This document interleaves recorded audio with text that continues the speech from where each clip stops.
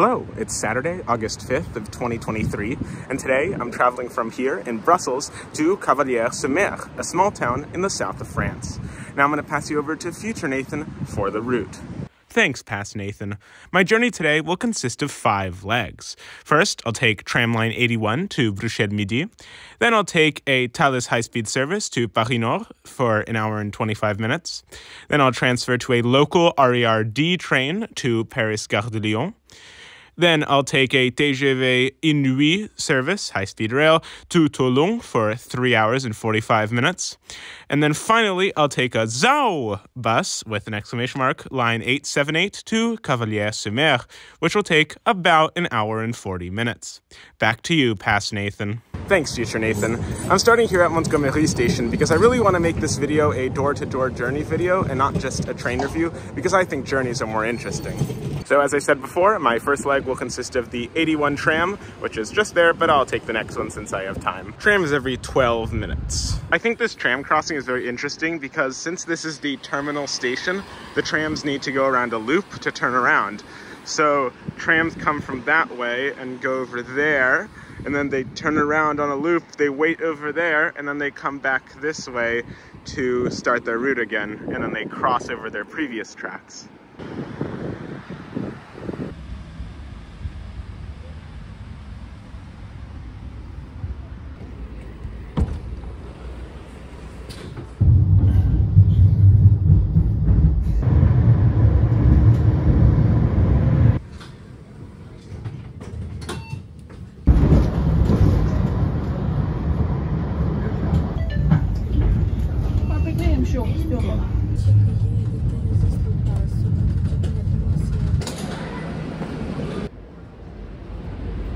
So this is Zuidstation, or Gare du Midi. I've actually already made a video exploring more of the stations. If you want to check that one out, it's right here. There's my train. Ah yes, the bus train. So here's where my train will be in like an hour. Didn't think there would be a Eurostar on platform 5. I thought they were just on 1, 2, and 3. But I guess this one's an arrival, so it doesn't matter as much about the border security. Eurostar trains are so long. They're 16 cars long, which means they took up this entire platform. They also cause a big backlog. Wait, this isn't an airport.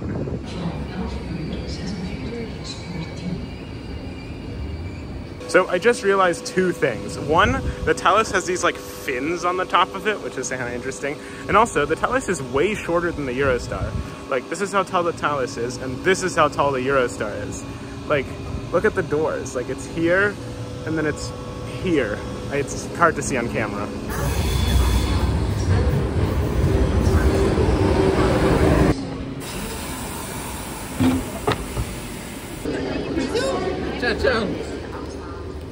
I made my way through car 15 to seat 98, my seat. I really hate where these plug sockets are located on the older trains because it makes the legroom way worse than it should be. At least the newer trains have fixed this issue. The train departed right on time, and I dug into my Pret sandwich.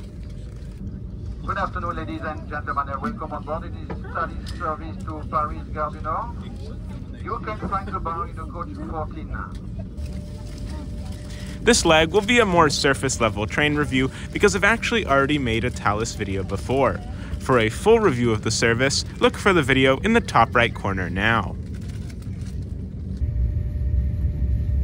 When starting in Brussels, Paris is actually further than Amsterdam, but takes 1 whole hour less to get to by train, because nearly the entire line is full high-speed rail at 300 kilometers an hour, and there are no intermediate stops, due to the fact that the French countryside is way less dense. About halfway through the trip, it started drizzling, and the train was going so fast that the droplets basically ran completely sideways.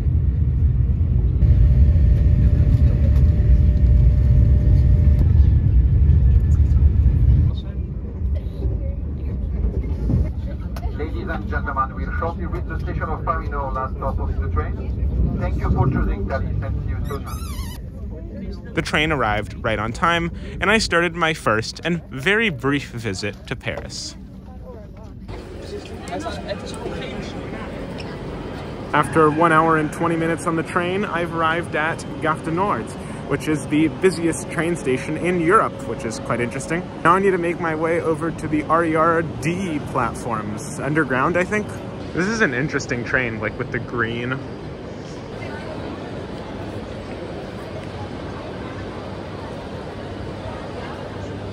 It's very clear where I have to go, which is very nice. This way. Interestingly, the signs at the mainline ticket machines are in French, English, and Chinese. Huh. Well, I need to buy a ticket, so let's see. Let's change this to English, because I do not speak French. I'll buy a cardboard ticket, and one trip, just one. Okay, that was easy. Here it is. It's very small. I like how Gare du Nord has this lower level as well, which facilitates moving across the station to enter the local public transport. D South. This way. The signage is great. I love the little circles as queuing markers. Here's where I need to go. Platform 44. Ah, yes.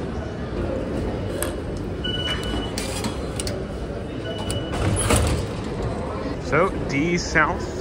The RER is so great. It's really cool how you can have mainline trains underneath a big city like this. So, next one is in 6 minutes, and I'm just taking it 2 stops, which is all I can with this ticket anyway.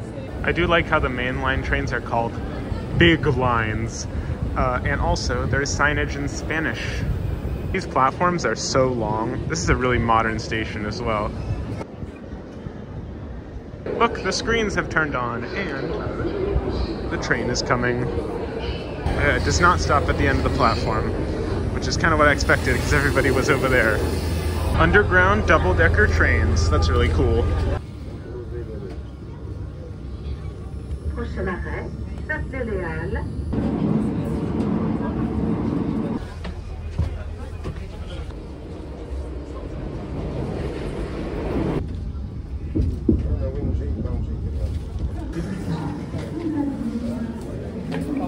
Okay, trains, I guess.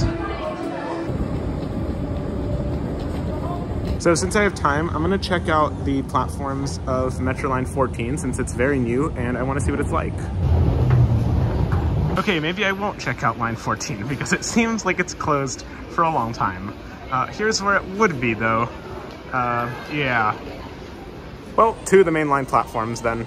I love these sorts of maps which show all the lines that leave from the station in bold or like brighter, and then the rest of the lines slightly dimmer in the background. So you can see exactly how to go where you want to go. So I started here and I came down there. Thank you. Can I go? Oh, I guess that one doesn't work. Let's try over here. There we go. This is a very cool 3D map. That's nice. And now I need to find a departure screen to see what platform my train will actually leave from. So that's my train to Nice, and it says Hall 2. I guess I'll follow signs to Hall 2. I don't really know how the station is laid out. It seems like there's lettered platforms and numbered platforms. Maybe the lettered ones are smaller. I don't know, I'll figure it out. Well, this is Hall 2, so I'll go up here. So I'm here in Hall 2 and it still says Hall 2, so I think that just means the platform hasn't been announced yet. So I'm still kind of confused on how the platforms here are numbered, because we have numbered platforms that go from 5 to 23, but just odd numbers, so it goes 5, 7, 9, etc. And then there's lettered platforms that start all the way back there and continue on over here. So I'm going over now to the lettered platforms and see what's up. But I know my train is going to leave from the numbered platforms because it said Hall 2. Here's Hall 1, it's quite a bit bigger, and here's where the lettered platforms are. And they're lettered as you would expect. B, A, C, yeah, wait, what? B, A, C? That doesn't, yeah, I really don't know. Okay, back to Hall 2. I just noticed how the station just has intercity high-speed rail trains. It doesn't have any local trains, like local suburban trains, at least not from here. So I actually think that that R train there is not a high-speed train, but most of them are, so my point still stands. There it is, platform 17. Okay, now everyone runs to the platform and crowds through the gate line. So it seems like 2 stops to Toulon, Avignon and Toulon. I'm in car 18, so I need to go to V, it seems. So the ticket barriers weren't even used. I guess there's so many people that just come in that they just get people to scan the tickets manually, which is kind of dumb, but whatever. This walk down a very long platform really reminds me of Union Station, especially because they're low-level platforms. I'll be checking out this place soon.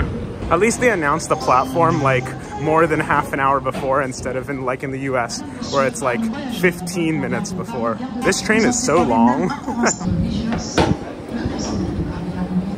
At least the platforms are in very good shape. I also think the platform markers start from Z to not confuse them with the lettered platforms on the other side. Although the platforms for the TGV are low level, there is still level boarding to get on the train, which is great for accessibility. I was assigned to the upper level, car 18, seat 81, and I had to climb up some stairs to get there, which is not so great for accessibility. The train had a nice, clean, and modern interior. The seats were also quite comfortable, which is important for a nearly 4-hour journey, but the headrest was a bit hard. There was a backseat pocket, a sturdy tray table, and a footrest that I never used, but some people do. There was also a single trash can for the row, and shockingly, only 1 outlet for the row, which wasn't even working. I found a solution to this later, though. The train departed on time.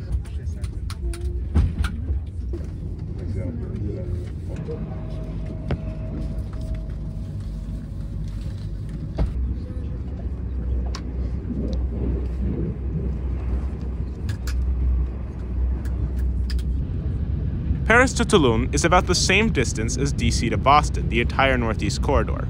But trains run in half the time, with an average speed of 120 miles an hour and a max of 185 miles an hour, or 300 kilometers an hour, like the Thalys. The journey was very comfortable, and there was not much accelerating or decelerating from the max speed. I noticed that the high-speed line we were on is very well used, as there were frequent trains in the reverse direction. The high-speed rail signals efficiently keep the trains evenly spaced to allow for this higher frequency. I found it interesting that there are sometimes 2 walkways between cars, one on the top and one on the bottom. The in-train signs are great, and I quickly found my way to a bathroom for the completely necessary bathroom review. The bathroom was fine, and everything was working properly, but it was very small, and there was very low headroom. For someone taller than 6 feet, they may struggle standing up without bending their head or knees. Next up was the cafe car, which was on the 2nd level. The cafe car was very nice, and there were comfy bar-style seats and big windows and tables. There was also a good menu selection. I got a fantastic croque-monsieur. I'm not pronouncing that right, but it was €7.70, which is just a tiny bit very expensive. At this point in the trip, mountains started to be visible, and the scenery became more interesting. I was going to charge my phone, and then I remembered that the plug socket doesn't work. So to solve this issue, I went to one of these padded love seat things in the ends of each car. I think these are such a great idea, and they really demonstrate one of the benefits of train travel, the ability to move around and sit in different seats when you're kind of bored of where you are. The only downside of sitting here is that there is not a great view. We began slowing down for our first and my only intermediate stop, Avignon TGV. And after a brief stop, we started accelerating back up to 300 kilometers an hour. We passed very close to Marseille, but did not stop there, instead going around a back curve. The high-speed line ends in Marseille, so from then on, the train was much slower.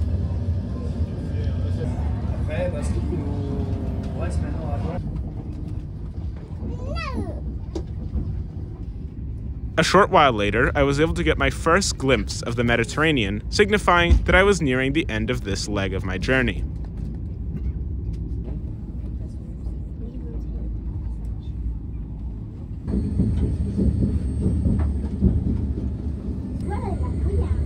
The train pulled into Toulon on time, and I got off.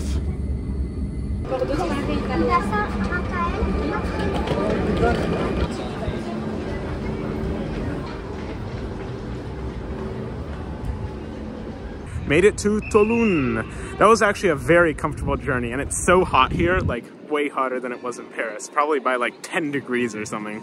Now I need to wait about an hour and a half until my bus, but the bus terminal is right behind me. There's a nice platform map here. So for 878, it's 1, 2, and 3. So these first 3. So there's a schedule posted on platform 1 for my bus, and it says that it leaves at 8:30 as I expected. But I'm a little confused because the bus station itself is closed, so I don't know where I buy my ticket. I guess the bus station closes at 7, but then where do I buy my tickets? So I tried using one of the ticket machines inside to buy a bus ticket since it has the same company, but they're only for trains. So I think I'll just resort to buying an e-ticket, and maybe you could buy it from the bus driver, but just to be safe.